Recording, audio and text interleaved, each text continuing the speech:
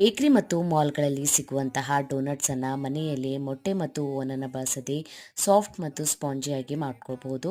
ಉಗುರು ಬೆಚ್ಚಗಿರುವಂತಹ ಹಾಲನ್ನು ತೊಗೊಂಡಿದ್ದೀನಿ, ಸಕ್ಕರೆ, ಡ್ರೈ ಈಸ್ಟನ್ನು ಹಾಕ್ಕೊಂಡ್ಬಿಟ್ಟು ಆ್ಯಕ್ಟಿವೇಟ್ ಆಗೋದಕ್ಕೆ ಬಿಡಬೇಕು. ಆ್ಯಕ್ಟಿವೇಟ್ ಆಗಿದ್ಮೇಲೆ ಇದಕ್ಕೆ ಮೈದಾ ಹಿಟ್ಟು, ಉಪ್ಪು, ಮೊಸರನ್ನು ಹಾಕ್ಕೊಂಡ್ಬಿಟ್ಟು ಸರಿಯಾಗಿ ಮಿಕ್ಸ್ ಮಾಡ್ಕೊಂಡಿದ್ದೀನಿ. ಇದಕ್ಕೆ ಈಗ ಸ್ವಲ್ಪ ಹಾಲನ್ನು ಸೇರಿಸ್ಕೊಂಡ್ಬಿಟ್ಟು ಸಾಫ್ಟ್ ಆದಂತಹ ಹಿಟ್ಟನ್ನು ನಾದಿ 2 ಗಂಟೆವರೆಗೂ ನೆನೆಯೋದಕ್ಕೆ ಬಿಡಬೇಕು. 2 ಗಂಟೆ ಆಗಿದ್ಮೇಲೆ ಇದಕ್ಕೆ ಬೆಣ್ಣೆಯನ್ನು ಹಚ್ಕೊಂಡ್ಬಿಟ್ಟು ಸರಿಯಾಗಿ ನಾದ್ಕೊಳ್ಳಿ.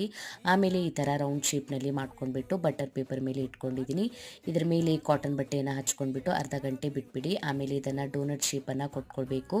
ಎಣ್ಣೆಯಲ್ಲಿ ನಿಧಾನವಾಗಿ ಹಾಕ್ಕೊಂಡ್ಬಿಟ್ಟು ಮೀಡಿಯಂ ಫ್ಲೇಮ್ನಲ್ಲಿ ಸರಿಯಾಗಿ ಈ ಥರ ಕಲರ್ ಬರೋವರೆಗೂ ಫ್ರೈ ಮಾಡ್ಕೊಳ್ಳಿ. ಇದನ್ನು ನಿಮ್ಗೆ ಇಷ್ಟ ಬಂದಂತಹ ಟಾಪಿಂಗನ್ನು ಹಚ್ಕೊಂಡ್ಬಿಟ್ಟು ತಿನ್ಕೊಳ್ಬೋದು. ಫುಲ್ ವಿಡಿಯೋನ ಯೂಟ್ಯೂಬ್ ಚಾನಲ್ಗೆ ಅಪ್ಲೋಡ್ ಮಾಡಿದ್ದೀನಿ. ಲಿಂಕ್ ಬೇಕಾಗಿತ್ತಂದರೆ ಕಮೆಂಟ್ ಒಳಗೆ ಲಿಂಕ್ ಅಂತ ಕಮೆಂಟ್ ಮಾಡಿ DM ಮಾಡ್ತೀನಿ. ವಿಡಿಯೋ ಇಷ್ಟ ಆಗಿತ್ತಂದರೆ ಲೈಕ್, ಕಮೆಂಟ್, ಶೇರ್ ಮಾಡಿ. Thank you for watching.